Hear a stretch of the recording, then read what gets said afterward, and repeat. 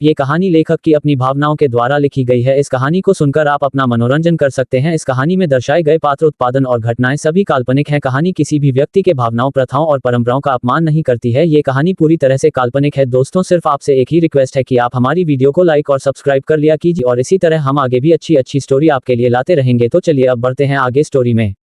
तभी अद्विक की आवाज आई। उसने कहा, अपना दिमाग कम चलाओ और जैसा कहा है वैसा करो। ध्यान रखना है, इस पार्टी में हर बड़े छोटे बिजनेस में आने चाहिए। तुम समझ रहे हो ना मैं क्या कहना चाहता हूँ? यश ने कहा, जी समझ गया, पर क्या दैत्य आएगा? अद्विक ने कहा, क्यों नहीं, स्माइल विद हॉर्न्स। जहां तक हमने जाना है उसका टारगेट हम और हमारी जान का परिवार है। अब तक वो अपनी चले चलते आया था, अब हम चलेंगे स्माइल विद हॉर्न्स, और एक ही बार में देंगे सह और मात। Smile with horns. वही पास में खड़ा राजन बोला, सर मेरे लिए और कोई काम? आदित्य ने कहा, तुम्हारी और राही की उस होटल की वीडियो है। राजन ने कहा कि सर उसमें वीडियो में सब है जब वो अपना गुनाह कबूल कर रही थी। गुड राजन, अब तुम जा सकते हो। वही यश ने अपने आप से कहा, मैंने इतनी मेहनत की, मुझे तो गुड नहीं बोला और इस साले ने उस कमीनी के साथ रात गुजार के आया तो गुड हो गया। Smirk smirk. अद्विक ने कहा, ज्यादा दिमाग मत चला और कल की पार्टी की तैयारी कर। अभी के लिए चल, थोड़ा तुझे तेरी फेवरेट बियर पिलाता हूँ। इतना कह यश को उसी विला के बने मिनी से बार में ले गया। वही आदित्य चाहत के मिलने चला गया। सीघानिया विला। राही इस समय अपने हाथों में वही पैकेट ली हुई थी जो चाहत ने बदल दिया था। उसने अपने आप से कहा, कल ही सबको ये ड्रग्स देना होगा। फिर मुस्कुराते हुए, चाहत डाली, कल तुम अपनी जिंदगी का आखिरी दिन जीने वाली हो और अपने आंखों में अपनों के लिए नफरत लेकर मरने वाली हो जब सभी लोग मेरी इसरो पे नाचेंगे, खासकर तुम्हारे दोनों पति, और उन्हें ये ड्रग्स कैसे देना है। Smile with horns. मैं अच्छी तरीके से जानती हूँ। इतना कह राही ने बेड पर गिर गई। फिर होटल वाली रात को याद करते हुए बोली, उस आदमी के साथ रात गुजार के मजा आ गया। Smile with horns. राही ने फोन लगाया और बोली, सर मेरे लिए और कोई काम? दैत्य ने कहा, लगता है तुम्हारे शरीर की गर्मी अभी तक गई नहीं। राही ने कहा, अब आदत आपने ही मेरी बिगाड़ दी है, तो क्या करूं? Smile with horns. वही दैत्य ने कहा, अब काम की बात सुनो, कल का दिन बहुत बड़ा होने वाला है। कल हमें अपने प्लान को आजम देना है। वही राही ने कहा, आप फिक्र मत करिए, मैं उस ड्रग्स को किसी भी तरह सबको दे दूंगी। Smile with horns. गुड। इतना कह दैत्य ने फोन काट दिया। स्मर्क। वही चाहत अपने कमरे में सो रही थी। तभी आदित्य चाहत के पास आया और उसके बगल में लेट गया। फिर चाहत के माथे को चूम कर बोला, कल हमारी बेगुनाही का सबूत तुम्हें मिलने वाला है बच्चा। फिर हम और आप एक साथ रहेंगे। बस कल का दिन बच्चा, बस कल का दिन। ऐसे ही आदित्य भी सो गया। ऐसे ही सुबह हो गए। चाहत की आंखें फोन की घंटी सी खुली। उसने नींद में ही फोन रिसीव कर कान पर लगाया। दूसरी तरफ से आवाज आई, मैम अपने जो पैकेट दिया था उसमें बहुत बड़ी बात पता चली है। ये सुनते ही चाहत की आंखें पूरी तरह से खुल गई और उसने एक टूक में बोली, बोलो। चाहत की आवाज सुन दूसरे तरफ से वो आदमी बोला, मैम जो आपने पैकेट दिया था वो एक तरफ का ड्रग्स है जो किसी को भी देने पर वो इंसान अपनी सारी पुरानी यादों को भूल जाता है और उसकी दिमाग में चाहे जो बातें भर सकती है। एक तरह से कहा जाए तो ड्रग्स देने वाले इंसान का गुलाम बन जाता है। ये ड्रग्स विदेश में कहीं कहीं पाए जाते हैं, पर अपने इंडिया में कैसे आया ये बहुत हैरानी की बात है। इतना सुन चाहत में फोन काट दिया। फिर कुछ सोचने लगी। उसने खुद से कहा, तो क्या इसका मतलब राही ने सबको ड्रग्स दिया हुआ था? Dead pan face. मेरा रिबॉन होने से पहले। फिर अपने ही दोनों हाथों को सर पर रखकर बोली, मैं पागल हो जाऊंगी, किसे पूछूं अपने सवालों का जवाब। तभी चाहत को गुरुजी याद आए और वह झट से उठकर फ्रेश होने चली गई और तैयार होकर गुरुजी से मिलने चली गई और उसने खुद से कहा, मेरे सवालों का जवाब केवल गुरुजी ही दे सकते हैं। पाउटिंग। चाहत अपनी गाड़ी एक सुंदर सी कुटिया के सामने रोकी। वो कुटिया लकड़ियों का बना हुआ था। वहां एक पॉजिटिव एनर्जी थी, एक सुकून था जो चाहत को बहुत अच्छा फील हो रहा था। चाहत कुटिया के अंदर गई और सामने देखा गुरुजी ध्यान लगाकर बैठे हुए थे। तभी गुरुजी ने आंखें बंद किया ही बोला, मुझे पता था एक दिन तुम मुझसे मिलने जरूर आओगी। Smiling face. वही चाहत ने गुरुजी को प्रणाम कर बोली, तब आपको यह भी पता है कि मैं किस लिए यहां पर आई हूं? गुरुजी आंखें खोल मुस्कुराए और बोले, तुम्हें तुम्हारे सवालों का जवाब मिल चुका है, बस तुम उस जवाब से निश्चित होना चाहती हो कि वो सही है या गलत। Smiling face. तो तुम्हें बता दूं, तुम्हारी मन में चल रहे सवालों के जवाब बिल्कुल सही है। ये सुनते ही चाहत की आंखें बड़ी बड़ी हो गई। उसने कहा, तो इसका मतलब मेरा परिवार भी? गुरुजी ने कहा, हाँ, तुम्हारा परिवार को राही ने अपने तरीके से ढाल दिया था। उन्हें तो पिछला कुछ याद ही नहीं था। उन्होंने वही किया जो राही ने उनके दिमाग में भरा हुआ था। वरना तुम ही सोचो, अपनी बातों को याद करो। क्या तुम्हारी माँ पहले से ही ऐसी थी? वह कितना भी तुम पर गुस्सा कर लेती, पर क्या एक माँ अपनी बच्ची को मार सकती थी? Smiling face. इतना सुनते ही चाहत की आंखों से आंसू बहने लगे और बिना कुछ बोले चुपचाप वहां से निकाल अपने गाड़ी में बैठकर चली गई। पूरे रास्ते चाहत की आंखों से आंसू गिरते गए। उसने खुद से कहा, रूहिका गुप्ता मैं तुम्हें छोड़ूंगी नहीं, तुम्हारी वजह से मैंने अपने परिवार से बेहद नफरत की, अपने पतियों से बेहद नफरत की। चाहत ने अपनी गाड़ी सिंघानिया विला जाकर रोकी और कार से बाहर निकल विला को देखने लगी। आज उसे ये विला सुकून पहुंचा रहा था। चाहत ने अपनी धीरे धीरे कदम बढ़ाने लगी। वो मेन गेट के पास खड़ी होकर अंदर की तरफ देखने लगी। उसे वो बातें याद आई जब रुद्र उसके पीछे पीछे दौड़ा करता था खाना खिलाने के लिए, और कैसे रेहान और अतुल को परेशान करती थी आए दिल। तभी चाहत की नजर डाइनिंग टेबल के पास गई जहां उसकी मखान की प्लेट लगा रही थी। वही विराज जी उनके पीछे पीछे चल रहे थे। ये देख चाहत के होठों पर हल्की सी मुस्कान आ गई। तभी उसकी नजर रेहान और अतुल पर गई जो आपस में बातें करते हुए डाइनिंग टेबल के पास ही आ रहे थे। चाहत अंदर की तरफ बढ़ी और धीरे धीरे आगे की ओर जाने लगी। तभी एक आवाज आई, मॉम जल्दी नाश्ता निकाले, बहुत लेट हो गया है, वैसे भी आज पार्टी है, राठौर विला में अल ऑफिस से जल्दी आना होगा, अनअम्यूज्ड। ये आवाज सुन चाहत सीढ़ियों की तरफ देखी जो रुद्र नीचे आ रहा था। 3 ही सीढ़ियां बची थी। तभी रुद्र का पैर फिसला और नीचे की तरफ गिरा, जिससे चाहत की एक जोरदार चीख निकली। भाई! ये सुन सब की नजर चाहत की तरफ चली गई जो दौड़ते हुए रुद्र के पास आए और उन्हें पकड़ के बोली, कहाँ ध्यान रहता है आपका, आप सीढ़ियों से अच्छे से उतर नहीं सकते। लुक ऑफ ट्रायम्फ बच्चे हैं क्या आप, देख कितना लग गया आपको। वही रुद्र की आंखों में आंसू बहकर गालों पर आ रहे थे। उसने भारी आवाज से कहा, बच्चा मैं ठीक हूं, आप परेशान ना हो। वही चाहत ये आवाज सुन अपने होश में आई और उसकी नजर रुद्र के चेहरे पर गई जो आंसुओं से भीगा था। चाहत ने कहा, ये सीरियल की बहू की तरह रोना बंद करें, बहुत ही बकवास लग रहे हैं, स्मर्क। ये सुन रुद्र के चेहरे पर हल्की सी मुस्कान आ गई और झट से चाहत को गले लगा लिया। मैंने अपनी बेटी को बहुत मिस किया, लाउडली क्राइंग, बहुत। रुद्र को इतना दुखी देख चाहत के आंखों में आंसू आ गए। उसने रुद्र को अपने से दूर करते हुए बोला, भाई बस भी करो, मुझे आपकी तरह रोना नहीं आता, स्मर्क। ये सुन सभी के चेहरे पर हल्की सी मुस्कान आ गई, स्माइलिंग फेस। अर्चना ने कहा, नाश्ता तैयार है, अब चल के नाश्ता भी कर लो। ये सुन चाहत रुद्र का हाथ पकड़े डाइनिंग टेबल के लगे कुर्सी के जाकर रुद्र के साथ बैठ गई। वही उसके बगल में हिचकिचाते हुए रेहान और अतुल भी बैठ गए। सभी डाइनिंग टेबल के पास अपने जगह पर बैठ गए। तभी वहां राही आई। उसकी नजर चाहत पर गई जो अपने तीनों भाई के बीच बैठी थी। अभी कुछ देर पहले क्या हुआ था राही को नहीं पता था, क्योंकि वो अपने कमरे में थी। राही ने चाहत से कहा, तुम मेरी जगह बैठी हो। चाहत ये सुन उठकर जाने लगी। तभी रुद्र ने कहा, बच्चा आप बैठो और राही आप वहां ही बैठ जाओ, मेरी बच्ची मेरे पास ही बैठी। इतना कह रुद्र अपने हाथों से चाहत को खाना खिलने लगा। वही राही आंखें फाड़े देखने लगी, फ्लश्ड।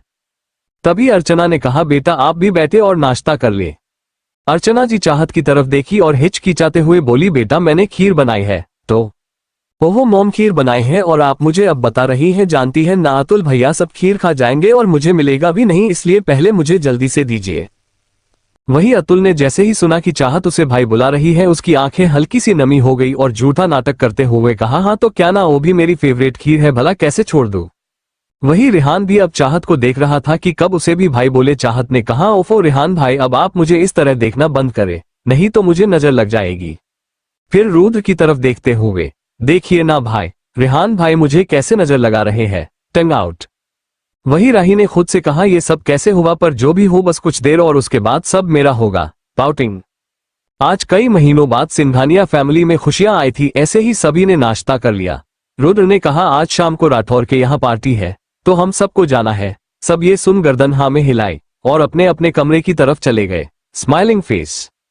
दोपहर का वक्त, चाहत का कमरा। चाहत रुद्र की गोद में सर रखकर आंखें बंद की हुई थी। रुद्र प्यार से चाहत के सर को सहला रहा था। तभी दरवाजा खुला। अधिक और कशिश अंदर आए। वो कुछ दिनों के लिए बाहर ट्रिप पर गए थे। जब उन्होंने चाहत को रुद्र की गोद में सर रखकर सोते हुए देखा तो हैरान हो गए, पर कहा कुछ नहीं। कुछ ही देर में चाहत सो गई।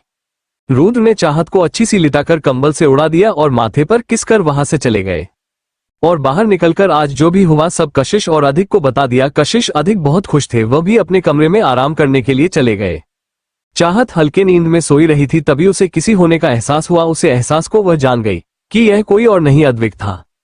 अद्विक चाहत के बगल में लेटकर उसके गालों को सहला ही रहा था कि चाहत एक झटके में उठकर अद्विक के ऊपर जा बैठी और कहा, डियर हस्बैंड गालों को सहलाओगे या कुछ करोगे भी दिल। ये सुन अद्विक एक बार के लिए चौंक गया। फिर अपने आप को संभाल कर तुरंत चाहत को अपने नीचे कर लिया और कहा, क्या कहा तुमने? चाहत ने कहा, मैंने अपनी इच्छा अपने हस्बैंड से बताई। और क्या कहा? या फिर मैं किसी और के अनअम्यूज? चाहत ने इतना ही कहा था कि अद्विक ने चाहत की होठों पर अपने होठ रख दिए और काफी डीप किस करने लगा, चुम्बन का चिन्ह। आज इस किस में अलग बात थी। आज चाहत भी अद्विक को किस कर रही थी। जिस अद्विक धीरे धीरे बहकने लगा उसके हाथ चाहत की पूरे शरीर पर चलने लगे, वही चाहत के हाथ भी अद्विक के बालों को सहला रहे थे।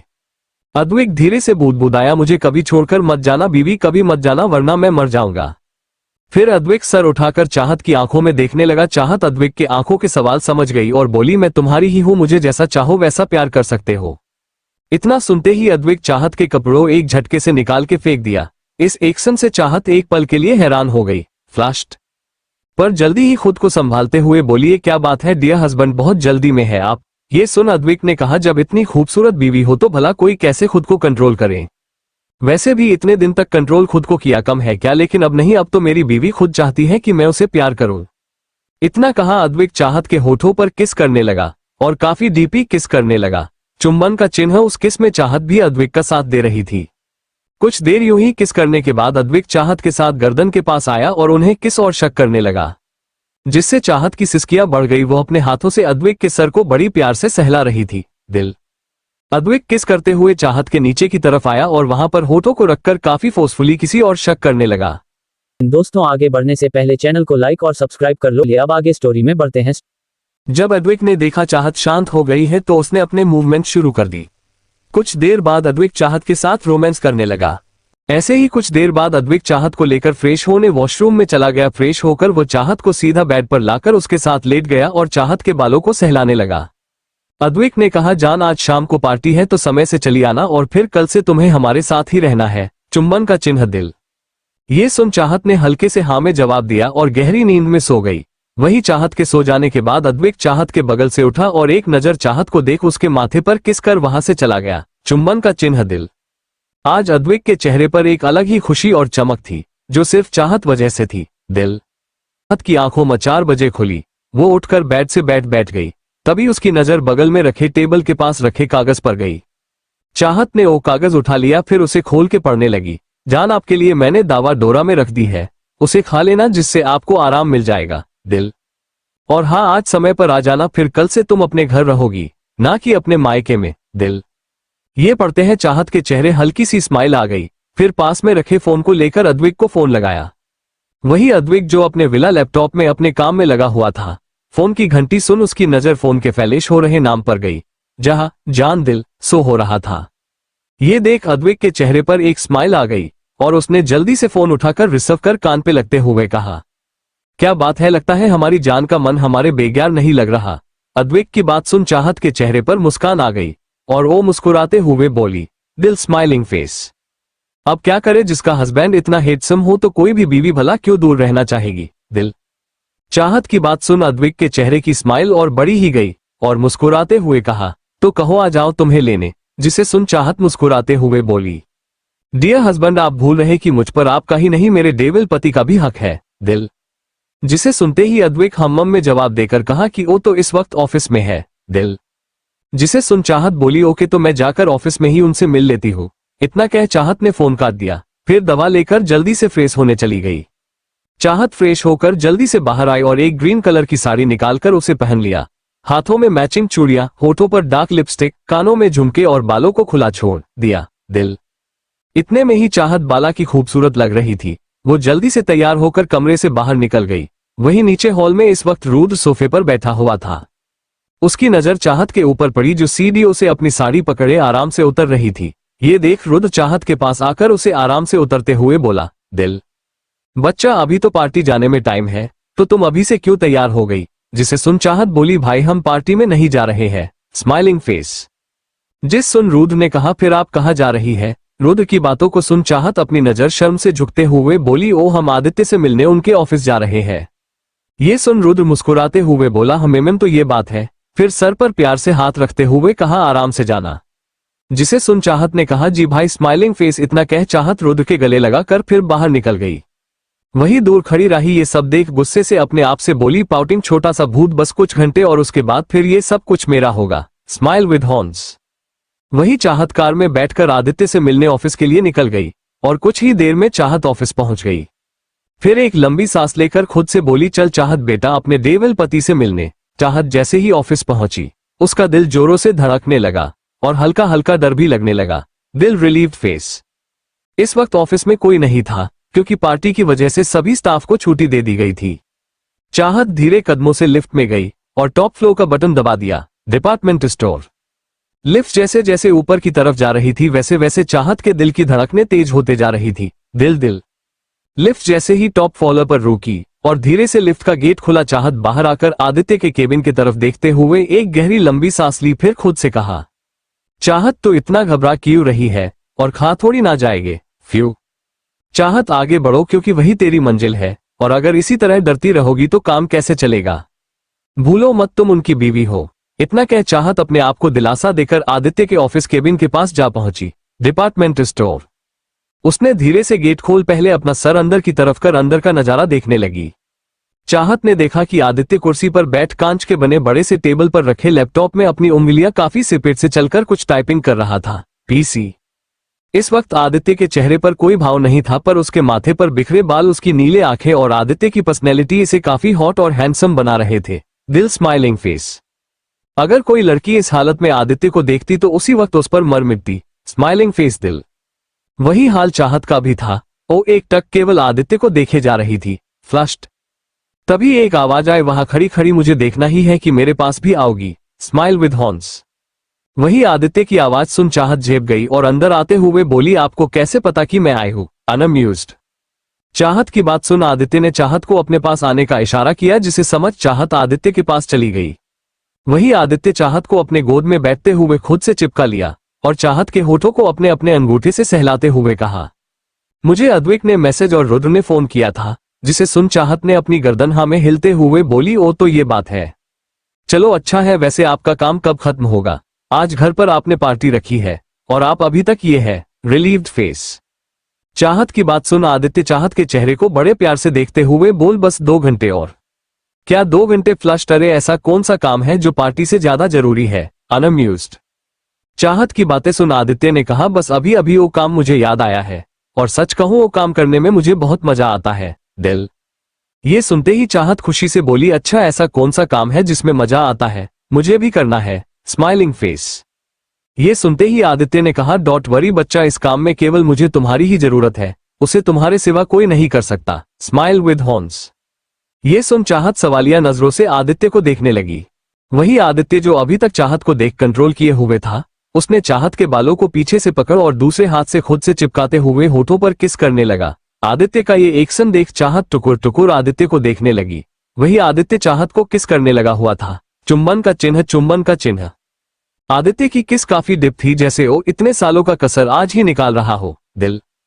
कुछ देर यूं ही किस करने के बाद आदित्य चाहत के होठों को छोड़ चाहत को गोद में उठा लिया और उसी केबिन में बने कमरे में ले जाकर बेड पर बड़े प्यार से लिटा दिया। यार अब पैसे वाले हैं तो उस कमरे में सारी सुख सुविधा तो होगी ही ना। Relieved face. फिर आदित्य चाहत के पास आते हुए बोला, बच्चा तुमने अद्विक को उसका हक दिया, अब मुझे भी चाहिए।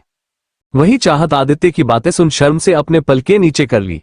आदित्य ने चाहत के भी कपड़े धीरे धीरे रिमूव कर दिया। फिर आदित्य चाहत के होठों पर फिर से किस करने लगा। ऐसे ही कुछ ही देर में उस कमरे में चाहत की सिसकियां और आदित्य की आहें की आवाज आने लगी।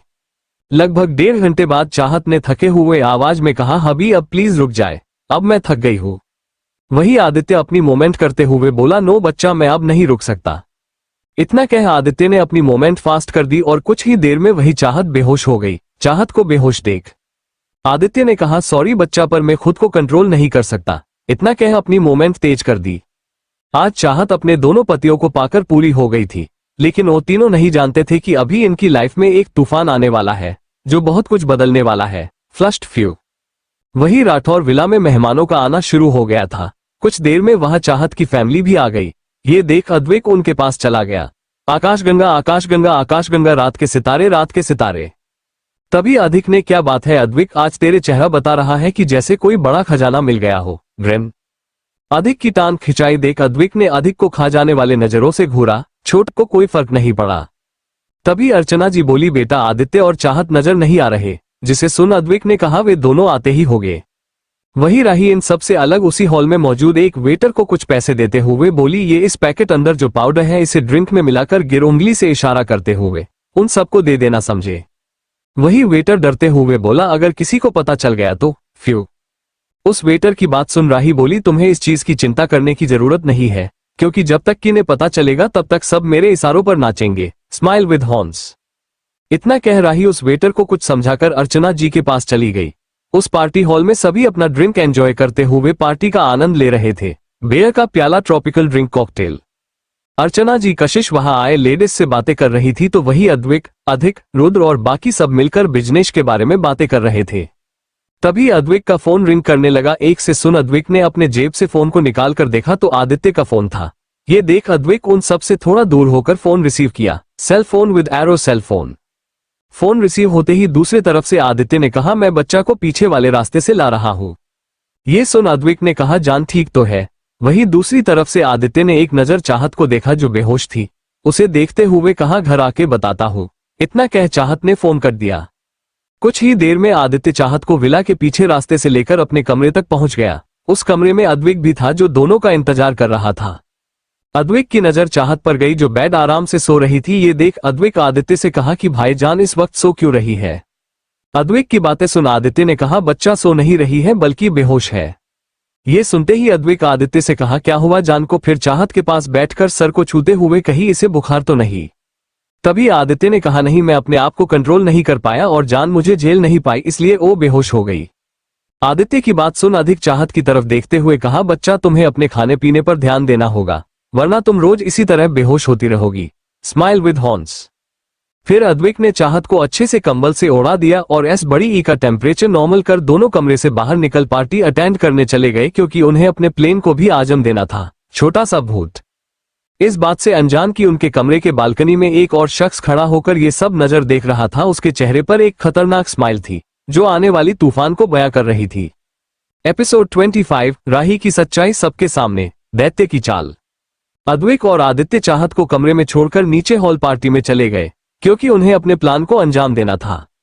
इस बात से अनजान उनके कमरे के बालकनी में एक आदमी खतरनाक स्माइल लिए हुए वही खड़ा उनकी बातें सुन रहा था। Smile with horns. जब अद्विक और आदित्य नीचे आए तो राही ने उन दोनों को देख उसे वेटर को इशारा किया। राही के इशारे को समझा वो बेटा हाथ में ड्रिंक के लिए ओबरॉयज फैमिली और राठौर ब्रदर के पास आए। Cocktail, cocktail, cocktail, cocktail, cocktail. उसे बेटर ने ड्रिंक सभी ओबोराय फैमिली और राठौर ब्रदर को ड्रिंक सर्व किया और सभी उस ड्रिंक को एंजॉय करने लगी। ये देख राही डेविल स्माइल करने लगी और अपने मन में कहा, ये सब मेरे हुए। Smile with horns. पागल चुड़ैल राही यह नहीं जानती थी कि वो जो पाउडर सबको पिलाया है उसे चाहत ने पहले ही बदल दिया था। वो केवल चीनी का पाउडर था, अनअम्यूज्ड। वही अद्विक ने ड्रिंक करते हुए अपने असिस्टेंट यश को आंखों से कुछ इशारा किया जिसे समझ यश ने अपनी पलकें हाँ में झपकाई और वहां से चला गया। कुछ ही देर में उसे चल रही पार्टी हॉल में अंधेरा सा छा गया। लोग आपस में बातें करने लगे। तभी वहां एक बड़ी सी टीवी स्क्रीन पर एक वीडियो चालू हुई। टीवी। उसे वीडियो में उसे आदमी का चेहरा तो नहीं पर हाँ रही का चेहरा साफ साफ देखा जा रहा था जो एक आदमी के साथ रिश्ता बना रही थी, एक्सप्रेशनलेस। ये देखते ही ओबरॉय फैमिली की आंखें बड़ी बड़ी हो गई। अर्चना जी के हाथों से ड्रिंक छूटकर जमीन पर गिर गया। कॉकटेल। उसे वीडियो में राही की सारी काली करतूत, राही जो अपने मुंह से खुद गुनाह कबूल कर रही थी, सब लोग वहां पर सुन और देख रहे थे। वही राही का यह वीडियो देख डर के बुरा हाल था। वह आंखें बड़ी किए हुए उस वीडियो को देखे जा रहे थे। वो जोर से चिल्लाते हुए बोली, कौन है ये? बंद करो इस वीडियो को। मैंने कहा बंद करो इस वीडियो को। Pouting pouting pouting. तभी तड़ाक की आवाज आई। ये थप्पड़ राही के गालों पर अर्चना जी ने मारा था। इस समय अर्चना जी की आंखें गुस्से से लाल थी। Pouting pouting. उन्होंने गुस्से में कहा, आखिर गंदा खून गंदा ही होता है। हमने तुम्हें इतनी नजरों से पाला पोसा पढ़ाया लिखाया, क्लोज बुक ग्रीन बुक। मैंने अपने जन्म दी हुई बेटी से पहले तुम्हें तुम्हारे ख्वाहिशों को आगे रखा ताकि तुम्हें यह एहसास ना हो कि तुम एक अनाथ हो। अब तुमने मेरी इस संस्कारों का ये सिला दिया। पाउटिंग। अर्चना जी की बातें सुन रही कुछ बोलने को होती तभी फिर से एक बार तड़ाक की आवाज गूंज उठी। ये थप्पड़ रुद्र ने राही के गालों पर मारा था। Pouting pouting. रुद्र का थप्पड़ इतनी जोर का था कि राही जा जमीन पर गिरी और उसके होठों के किनारे से खून बहने लगा। उसका वो गाल सूज के एकदम नीला पड़ चुका था। रुद्र ने कहा, तुम्हारी वजह से, सिर्फ तुम्हारी वजह से मैं अपनी बेटी, अपनी बच्ची, अपनी चाहत को तुमसे पहले रखता था। उसकी ख्वाहिश से बाद में तुम्हारी ख्वाहिशों को पहले रखता था। पाउटिंग पर मुझे पता नहीं था कि हम आस्तीन का सांप पाल रहे हैं जो आगे चलकर मेरी बच्ची, मेरी बेटी को सांप सांप डसने के लिए तैयार हो रही है। सांप। वही राही जो जमीन पर पड़ी हुई थी। चाहत का नाम सुनते ही उसके अंदर का गुस्सा भड़क उठा और अपनी होठों के खून को बेदर्दी से पोंछते हुए उठ खड़ी हुई। पाउटिंग। इस समय उसके चेहरे पर नफरत और गुस्सा साफ साफ देखा जा सकता था, जो ओबरॉय फैमिली और राठौर ब्रदर देख भी रहे थे। राही नफरत और गुस्से में चिल्लाते हुए कहा, हाँ हाँ करती हूँ मैं, नफरत चाहत से ही नहीं, तुम सबसे भी। पाउटिंग। तुम सबको क्या लगा तुम्हारी माँ तुम्हारे बाप मेरे माँ पापा को मार देंगे और मैं तुम सबको ऐसे ही जाने दूंगी? नहीं, बिल्कुल भी नहीं, मैं अपने माँ पापा की खून का बदला तुम सबसे लेकर रहूंगी। ये सब राही ने अपने दांत को पीसते हुए बोला। पाउटिंग। राही की बात सुन सभी सवालिया नजरों से रही को देखने लगे। ये देख रही ड्विल स्माइल करते हुए बोली, क्या हुआ मैसेज अर्चना, आपको याद नहीं आया? राही की इतनी बदतमीजी से बात करता देखा तो ओबेरॉय फैमिली हैरान थी। फ्लश्ड। मेरा ही नहीं, रोहिका गुप्ता हूं। ये नाम सुनते ही अर्चना और विराज की आंखें बड़ी बड़ी हो गई। अर्चना हकलाते हुए, फोटो रोहिका गुप्ता? हाँ रोहिका गुप्ता, जिसके माँ बाप को तुम दोनों ने मिलकर मार डाला। राही की बात सुन विराज खुशी में बोला, तुम गलतफहमी का शिकार हो रही हो राही। पाउटिंग। तभी उसे भीड़ में अद्विक का फोन रिंग करने लगा, जिससे सबकी नजर अद्विक की तरफ चली गई। अद्विक ने फोन पर फ्लैश हुए नंबर को देख फोन को काट दिया। तभी अद्विक के मोबाइल में फिर एक मैसेज आया, जिसे पढ़कर अद्विक की आंखें बड़ी हो गई और उसने धीरे से कहा, जान। वही आदित्य भी बगल में खड़ा होकर अद्विक के फोन के स्क्रीन को देख रहा था। उसने भी वह मैसेज देखा और उसकी आंखें बड़ी बड़ी हो गई। उसे मैसेज में रही की एक फोटो थी, जिसके मुंह पर पट्टी बंधी हुई थी और उसके बगल में वही पार्टी वाला आदमी चेहरे पर एक जोकर की तरह मेकअप किए हाथ में चाकू लिए खड़ा था। उसमें लिखा था, अगर इसे बचाना चाहते हो तो चुपचाप मेरे भेजे हुए एड्रेस पर चले आओ, और अगर अपने साथ अपने गार्ड को ले आए तो इसकी लाश भी तुम्हें नसीब नहीं होगी। वही अधिक भी उन दोनों के चेहरे के एक्सप्रेशन को देख समझ गया कि बात कुछ गंभीर है और जल्दी से जाकर अद्विक के हाथ से फोन ले लिया और मैसेज को पढ़ और चाहत की फोटो को देख वह भी घबरा गया। रुद्र ने पूछा, अधिक भैया क्या बात है, आप तीनों के चेहरे पर यह घबराहट कैसी? रुद्र की बातें सुन अधिक ने कहा, सोना को एक आदमी ने किडनैप कर लिया है। ये सुनते ही ओबेरॉय फैमिली भी घबरा गई। अर्चना जी रोते हुए बोली, कहाँ है मेरी बच्ची, मुझे उसके पास ले चलो। तभी अद्विक गुस्से से राही के पास आया और राही के गालों को दबाते हुए गुस्से से बोला, दोस्तों आगे बढ़ने से पहले चैनल को लाइक और सब्सक्राइब कर लो। अब आगे स्टोरी में बढ़ते हैं। ये सब तुम दोनों का ही प्लान था ना? वही राही इतनी दर्द में भी मुस्कुराते हुए बोली, तो क्या प्लान बनाना तुम्हें केवल आता है? Smile with horns. आदित्य ने कहा, अद्विक समझदारी से काम लो, इस लड़की को भी साथ ले चलो, इसके बदले हम अपनी चाहत को अपने पास ला सकते हैं, छोटा सा भूत। इतना कह सभी वहां से निकल कार में बैठकर दैत्य के भेजे हुए एड्रेस पर निकल गए। वही हाल में यश ने सबकी तरफ देखते हुए कहा, पार्टी और तमाशा यहीं पर खत्म होती है, आप सब यहां से जा सकते हैं। वही हाल में आए सब गेस्ट धीरे धीरे बाहर निकलते हुए आपस में खुसुर फुसुर करने लगे। कितनी नालायक बेटी है, जिन लोगों ने पाला पोसा उन्हीं को डसने के लिए दौड़ पड़ी। सांप सांप। तभी एक औरत ने दूसरी औरत से कहा, एक कहावत सुनी है ना, कुत्ते को घी हजम नहीं होता, और यह कहावत उसे लड़की के ऊपर फिट बैठता है। इतनी शान शौकत पाकर भी उसके दिल में केवल नफरत ही रह गई। वही ओबेरॉय फैमिली और राठौड़ ब्रदर दैत्य भेजे हुए एड्रेस पर पहुंच गए। वह इलाका काफी पहाड़ी सुनसान था। उसे पहाड़ी के चोटी पर दैत्य चाहत को लिए खड़ा था। चाहत अपनी जबरदस्ती आंखें खोले सामने देख रही थी। उसे देखकर ही ऐसा लग रहा था जैसे उसे किसी तरह का नशा दिया गया हो। वही ओबेरॉय फैमिली और राठौर फैमिली राही को लेकर पहाड़ी के ऊंची चोटी दैत्य और चाहत के पास जा पहुंचे। दैत्य ने एक खतरनाक मुस्कान लिए हुए कहा, वेलकम राठौर ब्रदर और Oberoi family. Smile with horns. सबकी नजर चाहत पर गई, जो पहाड़ी के किनारे पर बैठी हुई थी। अगर जरा सा भी चाहत हिली तो वो नीचे गिर सकती है। चाहत की हालत देख ओबेरॉय फैमिली राठौर ब्रदर को बहुत गुस्सा आ रहा था। आदित्य ने गुस्से में कहा, राही हमारे पास है तो तुम्हारी भलाई इसी में है कि एक हाथ राही कर लो और हमारी जान को हमारे पास दो, छोटा सा भूत। आदित्य की बात सुनकर दैत्य हंसते हुए बोला, आते ही दिल चालू, नॉट बैड, आंखों का एक बिजनेसमैन हो, डील करना तुम्हारी रगों में है, छोटा सा भूत। लेकिन तुम भूल रहे हो यहाँ केवल मेरी चलेगी, और जिसकी बात तुम कर रहे हो तुम उसकी जान भी ले लो, मुझे कोई फर्क नहीं पड़ता। दैत्य की बात सुन रही एक पल के लिए शॉक हो गई। वही अर्चना जी ने कहा, दैत्य तुम्हारी दुश्मनी मुझे है ना कि मेरे बच्चों से, तुम्हें जो करना है मेरे साथ करो, मेरे बच्चों के साथ नहीं। दैत्य मुस्कुराते हुए आगे बढ़ा और कहा, तेरी वजह से मेरी मां मर गई और तू सोच रही है कि मैं तुझे पतला लेकर इतनी आसानी से छोड़ दूंगा, बिल्कुल भी नहीं। मैं तेरी आंखों के सामने तेरे बच्चों को मारूंगा, तेरी दोनों दामाद को मारूंगा। फिर अर्चना जी को एक टेबल स्माइल करते हुए, लेकिन तू चिंता मत कर, मैं इतना पर हम नहीं, इन सबको करने के बाद मैं तुझे छोड़ दूंगा, मैं इतना बेरहम तो नहीं। Smile with horns. इतना कह दैत्य जोर जोर हंसने लगा। फिर अद्विक, आदित्य और चाहत के भाइयों की तरफ देखते हुए, अब तुम सब आए हो तो तुम सबका स्वागत करना तो बनता है। इतना कह दैत्य ने अपने आदमियों से कहा, इनका स्वागत करो।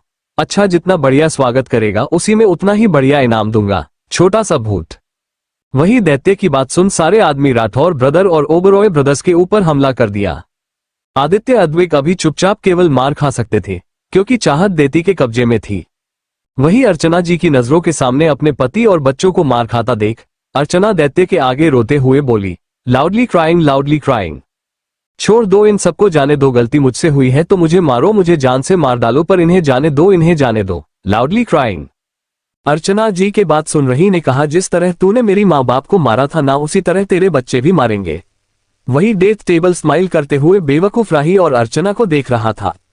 वही उनसे थोड़ी दूर खड़ी कशिश ने जब देखा कि अर्चना दैत्य और राही आपस में उलझे हुए हैं, वो धीरे से चाहत के पास गई और उसके हाथ पैर को खोल अपने कंधों पर सहारा देते हुए उनसे थोड़ा दूर चली आए। यह नजारा अद्विक, आदित्य और अधिक देख रहे थे। अधिक ने कशिश को देखते हुए अपने मन में कहा, आई लव यू जान, इसीलिए तो मैं तुम पर फिदा रहता हूं। दिल ते और आदित्य का दर्द। 2 साल बाद अधिक, अद्विक और आदित्य ने जैसे ही देखा कि चाहत को कशिश अपने पास ले गई है, वैसे ही तीनों अपने एक्शन मोड पर आ गए, स्माइल विद हॉर्न्स, और तीनों मिलकर उन सभी आदमियों को मारना शुरू कर दिया। ये देख दैत्य गुस्से से बोला, लगता है तुम सबको ये लड़की प्यारी नहीं, छोटा सा भूत। वही दैत्य की बातों को सुन एक आदमी के गर्दन को अपने बाजुओं से दबाए उसकी तरफ बढ़ते हुए कहा, हमें जो प्यारी है वो हमारे पास है, स्माइल विद हॉर्न्स। इतना कह आदित्य ने उस आदमी के गर्दन को मरोड़ डाला, जिससे उस आदमी की मौत हो गई। वही दैत्य ने उस तरफ देखा जहां चाहत थी। उसे वहां न पाकर उसने अपनी निगाहें चारों तरफ दौड़ी तो उसे चाहत कशिश के साथ दिखी, छोटा सा भूत पाउटिंग। ये देख उसका गुस्सा 7वें आसमान पर पहुंच गया। वही राही ने दैत्य से कहा, ये वहां कैसे जा पहुंची, पाउटिंग। वही दैत्य राही की बात सुन गुस्से से राही के बालों को पीछे से पकड़ दांत पीसते हुए बोला, ये सब तुम्हारे वजह से हुआ है, छोटा सा भूत, और मेरे काम में कोई गलती हो उसकी सजा केवल मौत है, सिर्फ मौत, छोटा सा भूत। इतना कह उसने राही को पहाड़ से गिरा दिया, जिससे राही की एक जोरदार चीख उस पहाड़ी इलाका में गूंज उठी। ये नजारा सभी देख रहे थे। उसके मरने का दुख किसी को नहीं था, लेकिन अर्चना जी के आंखों से आंसू बहकर उनके गालों पर आ गया और वो वही घुटनों के बल बैठ गई। राही चाहे जैसी हो पर उनकी ममता कभी झूठी नहीं थी। उनका राही के लिए प्यार झूठा नहीं था। राही को भले ही उन्होंने गोद लिया था, पर उन्होंने कभी भी चाहत और राही कोई फर्क नहीं समझा। इस समय अर्चना जी के आंखों से आंसू झरझर बहे जा रहे थे। वही दैत्य ने जैसे ही राही को धक्का देकर पलटा, वैसे ही एक पंच उसके मुंह पर जा लगा। ये पंच आदित्य ने मारा था। वही दैत्य अपने ऊपर पंच खाता देख आग बबूला हो गया, पाउटिंग फायर, और उसने भी आदित्य के ऊपर हमला कर दिया। इस समय दोनों में बराबर की टक्कर हो रही थी। तभी उस फाइट में आदित्य भी आ गया, फायर, छोटा सा भूत। वही दैत्य के सारे गार्ड मारे जा चुके थे। अधिक, रुद्र, विराज, रेहान, अतुल और अर्चना जी ये सब दैत्य और आदित्य अद्विक की फाइट होता हुआ देख रहे थे, जिसमें दैत्य अब अधमरी हालत पर जा पहुंचा था। वही चाहत जो थोड़ा थोड़ा अब होश में थी, वो और कशिश एक साइड खड़ी हो ये सब नजरा देख रहे थे, वरीड। आदित्य और अद्विक की मार से अब दैत्य मरने के कगार पर था। तभी एक गोली दैत्य के सीने पर जा लगी। ये गोली किसी और नहीं बल्कि रुद्र ने मारी थी। वही गोली खाकर दैत्य जमीन पर जा गिरा। ये देख लोग दैत्य को घिन भरी निगाहों से देखने लगे। तभी एक बार फिर दैत्य अपनी पूरी ताकत लिए उठा और सबकी तरफ देखते हुए कहा, छोटा सा भूत, पाउटिंग फायर, मैं हार नहीं मानने वाला। तुम सबकी सबसे कीमती चीज को मैं अपने साथ लेके मरूंगा। इतना कह कोई कुछ समझ पाता।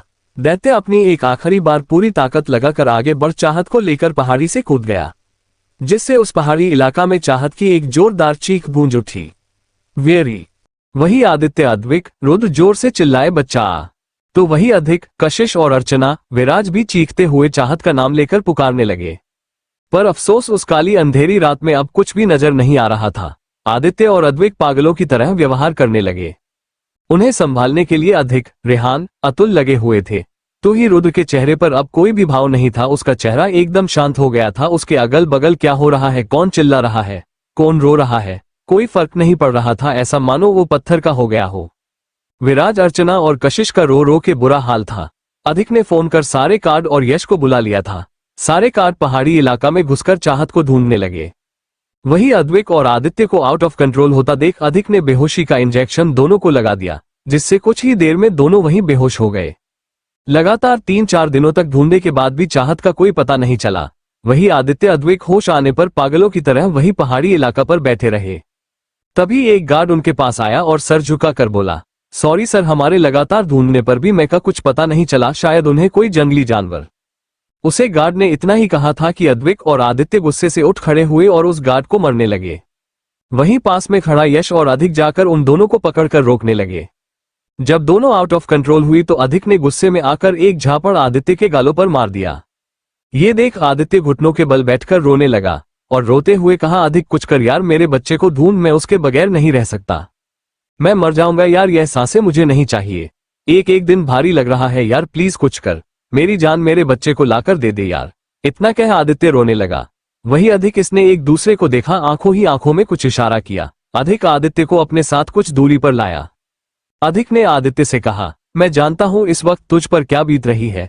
अगर तूने अपनी खोया है तो मैं भी अपना बहन खोया है, पर इस वक्त तुझे आद्विक का सहारा बनना पड़ेगा, क्योंकि उसने भी अपनी पत्नी खोई है जिससे वो बहुत प्यार करता था। बाकी तो खुद समझदार है। इतना कहा अधिक अतिथि की तरफ देखने लगा। इस समय आदित्य का चेहरा बिल्कुल शांत हो गया था। वही यश ने भी अद्विक को आदित्य का वास्ता देकर चुप कर दिया था।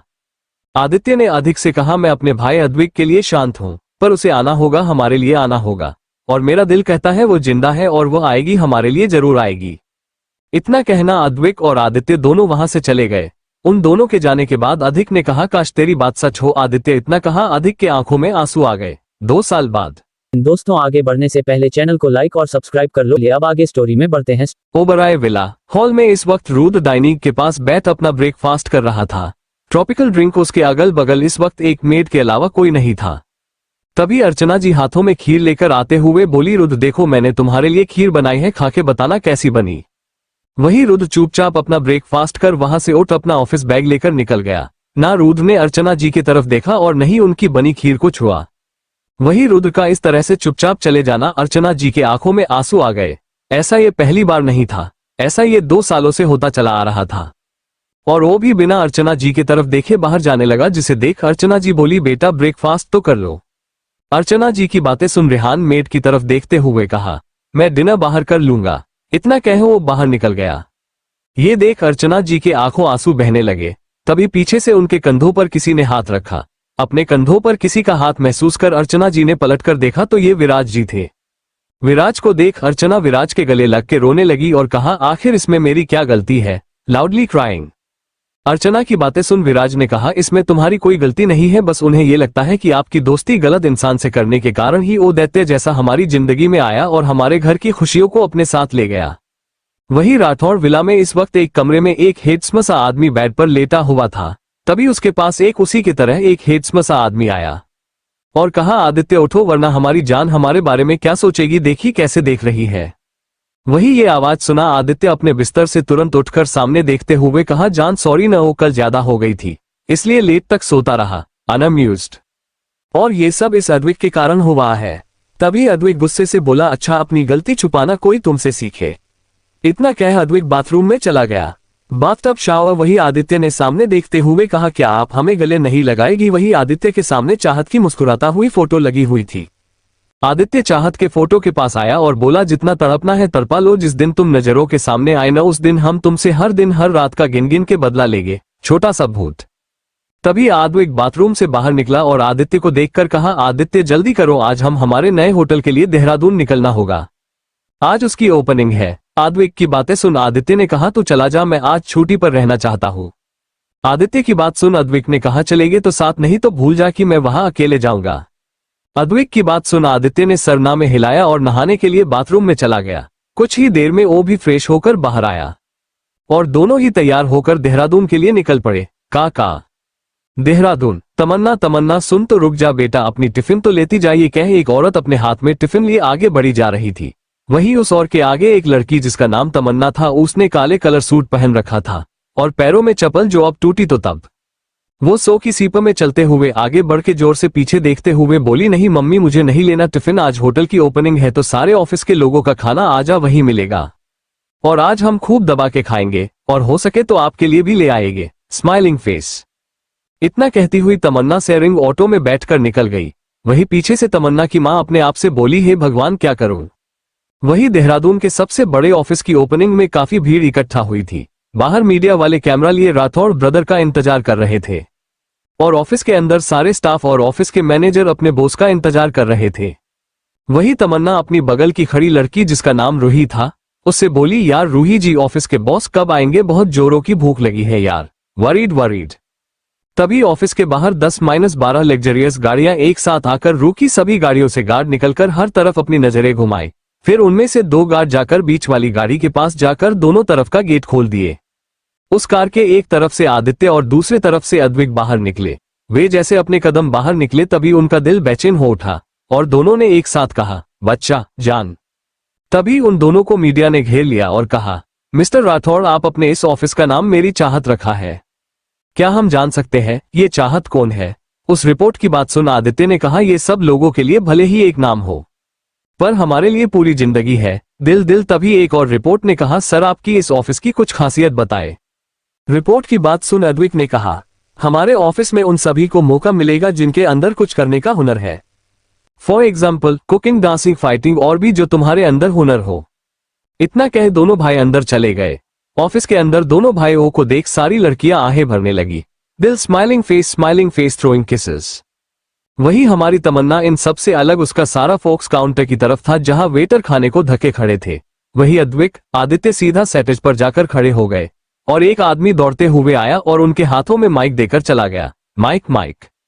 आदित्य माइक लिए सभी की तरफ देखते हुए कहा, हेलो एवरीवन, हमारे इस ऑफिस में सभी हुनरबाजों का यह वेलकम है। आई होप आप सब इस पार्टी को एंजॉय कर रहे होंगे।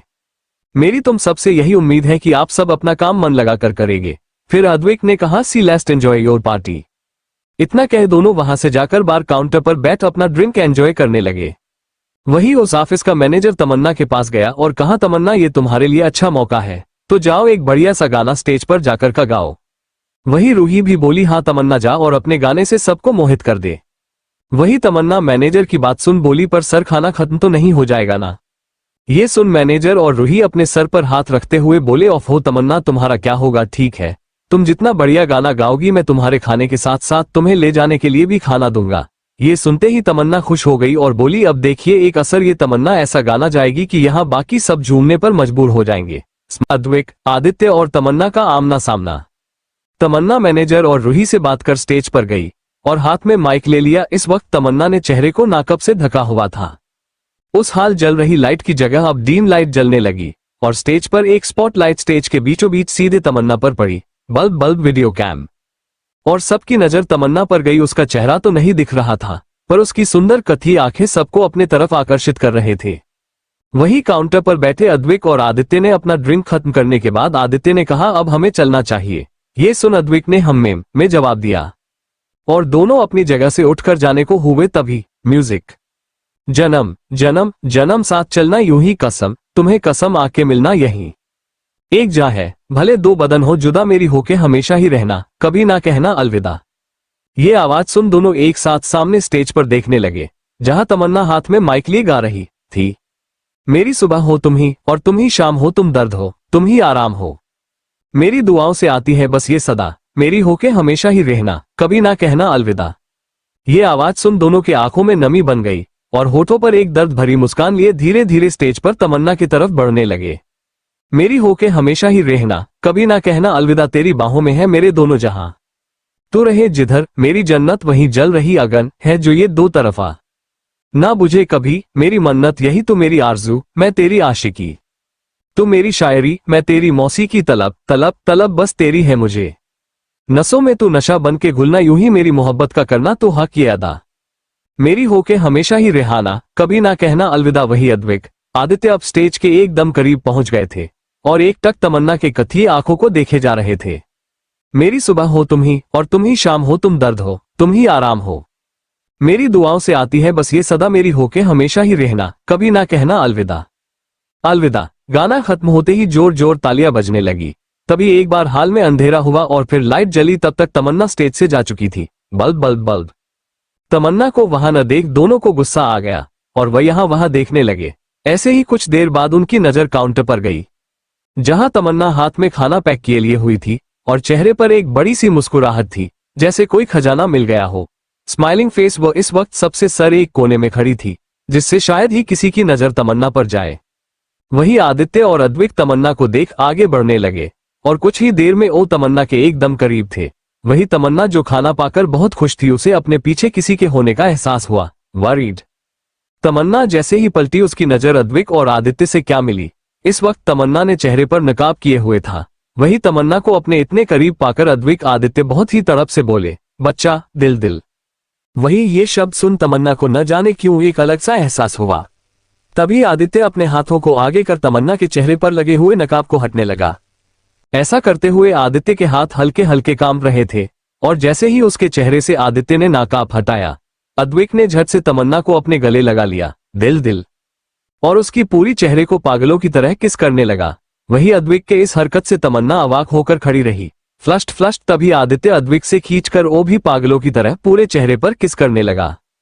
वही उनके किस करने से तमन्ना के हाथ में पड़ा हुआ खाना जमीन पर गिरकर फैल गया, जिसे देख तमन्ना की आंखों में आंसू आ गए और गुस्सा भी आया। पाउटिंग। उसने पूरी ताकत के साथ आदित्य को अपने से दूर धकेल दिया। इस एक्शन के लिए आदित्य तैयार नहीं था, जिससे तमन्ना के ऐसे करने एक दो कदम पीछे हो गया। तमन्ना ने गुस्से से अपने एक हाथ की उंगली दिखाते हुए कहा, तुम दोनों मेरे पास हो तो क्या कुछ भी करोगे? हाँ बोलो। तुम लोग जानते नहीं हो मैं तमन्ना रस्तोगी हूँ। पाउटिंग। जो तुम जैसे लोगों कैसे दिमाग ठिकाने पर लगाना है अच्छे तरीके से जानती हूँ, समझ गए? पाउटिंग। फिर आंखों में आंसू लिए, तुम दोनों की वजह से देखो क्या हो गया, मेरा खाना जमीन पर गिर गया, इसके लिए मैं तुम दोनों को कभी माफ नहीं करूंगी। वही तमन्ना की बातें सुन अद्विक और आदित्य तमन्ना को एक तक देखने लगे। अद्विक ने तमन्ना को अपने बाहों में खींचकर खुद से चिपकाते हुए कहा, वारिड जान, ये आप कैसी बात कर रही है? क्या आपने हमको पहचाना नहीं? हम आपके अद्विक दिल। वही आदित्य तमन्ना के सर पर किस कर बोला, और हम आपके आदित्य बच्चा। उन दोनों की बातें सुन तमन्ना ने अद्विक के बाहों से खुद को छुड़ाते हुए कहा, देखिए सर, आप हमारे पास हैं इसलिए अब तक बर्दाश्त कर रहे थे, लेकिन अब आप दोनों अपनी लिमिट क्रॉस कर रहे हैं। अगर इसके बाद आप दोनों के साथ जो भी होगा उसके लिए आप खुद जिम्मेदार होंगे। पाउटिंग। वही तमन्ना का इस तरह बात करना अद्विक और आदित्य के दिल में डर सा पैदा कर रहा था। वरीड। अद्विक तमन्ना के होठों पर किस कर बोला, देखो जान, अगर यह मजाक है ना तो इसे यहीं रोक दो, हमें यह मजाक बिल्कुल भी पसंद नहीं आ रहा है, छोटा सा भूत।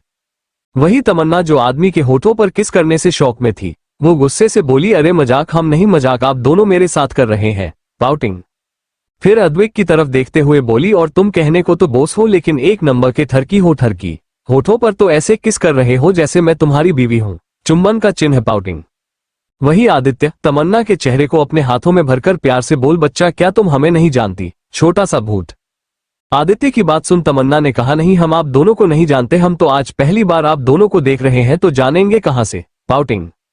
तमन्ना की बात अद्विक की पकड़ तमन्ना पर कस गई, उसके दिल में दर्द होने लगा, और वही हाल आदित्य का भी था। तभी तमन्ना की आवाज आई, सर प्लीज हमें छोड़े, हमें घर पर जाना है, हमारी माँ इंतजार कर रही होगी।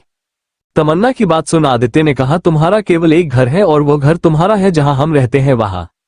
इतना कह आदित्य ने चाहत को अपने गोद में उठा लिया। वही तमन्ना आदित्य के गोद से उतरने की कोशिश करने लगी। छोड़ो हमें। टोरी पर अद्विक आदित्य चाहत को अपने गोद में लिए वहां के पार्टी से निकल गया। वही चाहत उनके गोद में छटपटाते हुए बोली, छोड़े हमें, हमने कहा छोड़े। पाउटिंग। कुछ देर बाद अद्विक और आदित्य चाहत के साथ एक होटल के कमरे में थे। आदित्य चाहत को बेड पर बैठे हुए प्यार से बोल, बच्चा आपको भूख लगी थी ना, रुको मैं खाना मंगवाता हूँ। आदित्य की बातें सुन चाहत ने कहा, हमें कोई भूख नहीं लगी है, हमें यहाँ से जाने दीजिए, हमारी माँ हमको ढूंढ रही होगी। पर आदित्य ने चाहत की एक भी बात नहीं सुनी और उसी कमरे में रखे फोन से फोन कर खाना मांगा लिया और बारी बारी से फ्रेश भी हुए और चाहत का भी हाथ मुंह धुलवाया। कुछ देर खाना आजने के बाद आदित्य चाहत को गोद में लिए वही सोफे पर बैठ गया। वही चाहत के आंखों से आंसू बह जा रहे थे। Loudly crying. ये देख अद्विक ने कहा, अगर अब तुम्हारे आंखों से आंसू निकल तो तुम्हारी माँ हम जिंदा नहीं छोड़ेंगे। अद्विक की धमकी सुन चाहत टुकुर अद्विक को देखने लगी।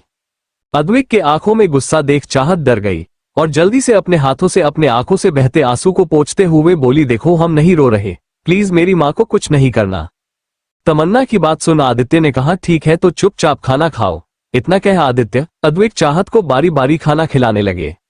वही चाहत भी अब चुपचाप खाना खा रही थी, पर उसके आंखों से आंसू रुकने का नाम ही नहीं ले रहे थे। खाना हो जाने के बाद आदित्य और अद्विक चाहत को लेकर बेड पर लेट गए। इस समय चाहता आदित्य और अद्विक के बीच में थी और उसे बहुत डर और अजीब लग रहा था। उसने हिम्मत करके पूछा, सर मेरी गलती क्या है, क्यों लाए हैं ये पर? वही अद्विक और आदित्य चाहत के करीब होते हुए, गलती तो तुमसे हुई है, पहले ये कि हमसे इतने सालों तक दूर रही, दूसरी ये कि तुम हमें भूल गई। लेकिन कोई बात नहीं, पुरानी यादें न सही, हम अब नए यादें बनाएंगे। वही चाहत को उनकी बातें समझ नहीं आई। उसने सिसकते हुए कहा, अगर हम समय से घर नहीं गए तो हमारी माँ हमें ढूंढने लगेगी और लोग तरह तरह की बातें बनाएंगे। प्लीज सर, हमें जाने दे। चाहत की बात सुन आदित्य चाहत को अपने ऊपर करते हुए बोला, तुम्हारे केवल हम हैं और कोई नहीं समझ आया। अब चुपचाप सो जाओ वरना हम तुम्हें किस कर लेंगे। इतना सुनते ही चाहत ने अपनी आंखें बंद कर ली।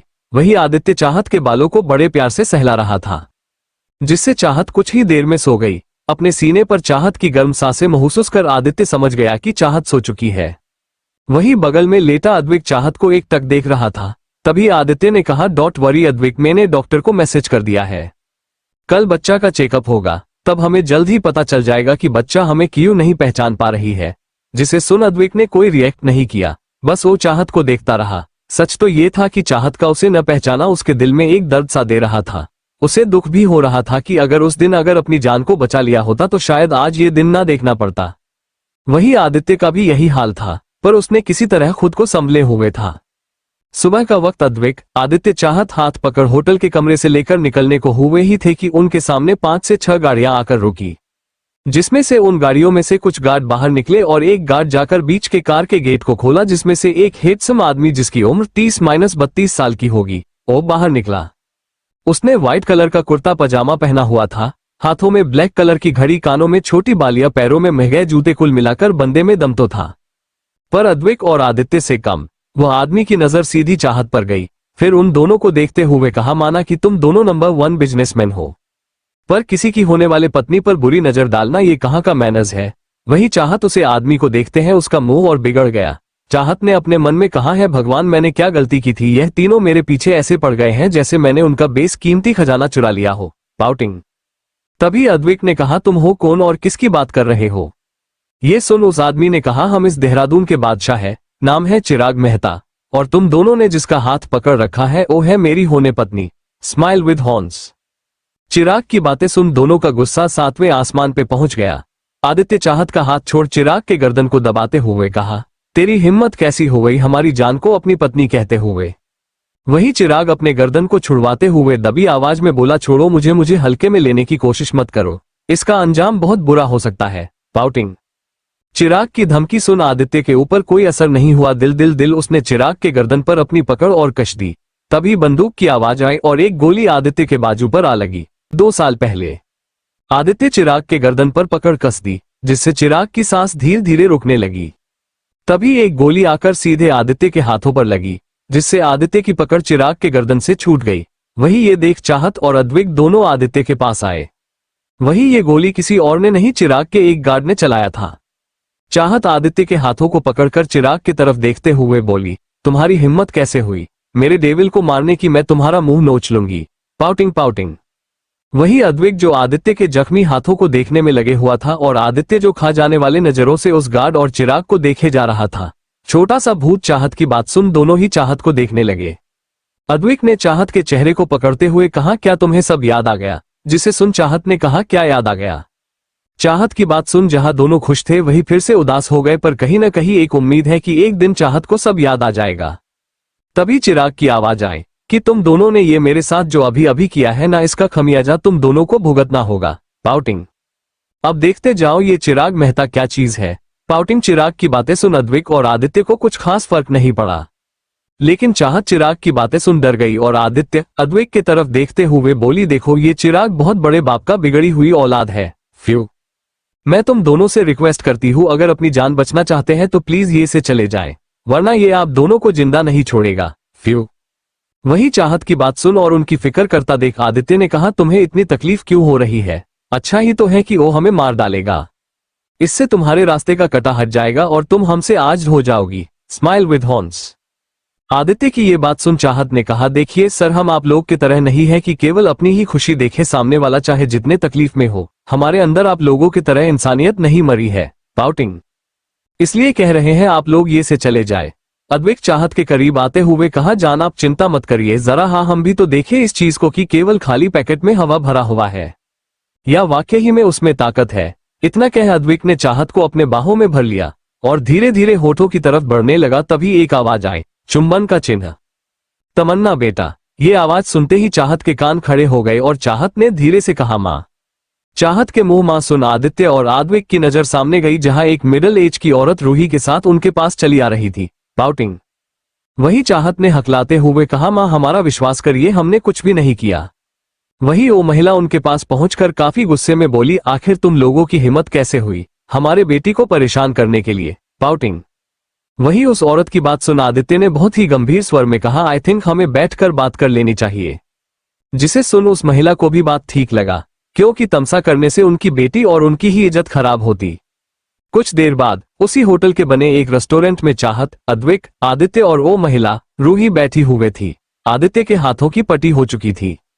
तमन्ना के मां ने कहा, आप दोनों देखने में अच्छे घर से लगते हो और इज्जतदार भी, पर क्या ये आपको शोभा देता है कि किसी के घर के इज्जत के साथ खेलना? क्या आपकी मां ने लड़कियों की इज्जत करना नहीं सिखाया, पाउटिंग। वही उस औरत की बात सुन अद्विक और आदित्य की गुस्सा तो बहुत आया, पर वो जानते थे इसमें उस महिला की कोई गलती नहीं है, क्योंकि इस वक्त वो उनकी जान की मां थी। आदित्य ने उस औरत से कहा, आप जिसे अपनी बेटी कह रही है वो किसी और की बेटी है, और हमारी जान का नाम तमन्ना नहीं चाहत है, छोटा सा भूत। मुझे बातें घुमा फिरा के नहीं करनी, सीधे मुद्दे पर आते हैं कि आपको हमारी जान यानी तमन्ना कहाँ मिली। आदित्य की बात सुन उस महिला की आंखें बड़ी बड़ी हो गई। तभी चाहत की आवाज आई, हाँ मां, इन्हें बता दे कि हम कोई चाहत नहीं, तमन्ना है। कल से ही इन्होंने हमें परेशान कर रखा है कि हम इनके पत्नी है। वही तमन्ना की मां चाहत की बातें सुन धीरे से बोली, पत्नी। तभी अद्विक ने कहा, जल्दी बताई, हमारे पास फालतू का टाइम नहीं है। वही तमन्ना की मां एक नजर चाहत को देख फिर हकलाते हुए बोली, हाँ ये बात सच है कि तमन्ना हमारी बेटी नहीं है। हमें तो तमन्ना जंगल में वो भी जख्मी हालत में मिली थी, कोल्ड स्वेट। आज से 2 साल पहले हम और हमारे ही बगल के पड़ोसी मुंबई गए थे। उसके पत्नी का इलाज चल रहा था। अक्सर वे मुंबई आया जाया करते रहते थे। तो वे एक बार हम भी ले गए। रात के वक्त जब हम हॉस्पिटल से वापस आ रहे थे तो रास्ते में हमारी टैक्सी खराब हो गई, जिसके कारण हमें वहां उतरना पड़ा। घना जंगल होने के कारण डर भी लग रहा था। टैक्सी बनने में समय लग रहा था। तभी हमें किसी की दर्द से करहाने की आवाज आई। हम थोड़ा आगे बढ़ के आवाज के दिशा में गए तो देखा कि तमन्ना वहां जख्मी हालातों में थी। फ्लस्ट उसके सर से खून निकल रहा था। हम दौड़ के उसके पास गए, तब तक तमन्ना बेहोश हो चुकी थी और जल्दी से मैंने आवाज लगी, जिसे सुन ड्राइवर और हमारे पड़ोसी आए। फ्लस्ट। फिर हम सब ने तमन्ना को गाड़ी में बिठाकर सीधे हॉस्पिटल ले गए। डॉक्टर ने तमन्ना का चेकअप किया और 1-2-3 दिन बाद तमन्ना को होश आया, पर तब तक वो सब कुछ भूल चुकी थी। कोल्ड स्वेट में भी इस दुनिया में अकेले ही थी। मेरा भी दिल करता था कि कोई मुझे मां का कर बुलाए। बस तमन्ना को देखते ही मेरी इच्छा जागी। अब मैं तमन्ना का इलाज करने के बाद सीधा अपने साथ अपने यहाँ देहरादून ले आए। तब से तमन्ना हमारे साथ हमारी बेटी बन के रहती है। का नेक्स्ट एपिसोड देखना बिल्कुल ना भूले। लाइक और सब्सक्राइब कर लें और अपने दोस्तों को शेयर करना बिल्कुल ना भूले। मिलते हैं नेक्स्ट एपिसोड में।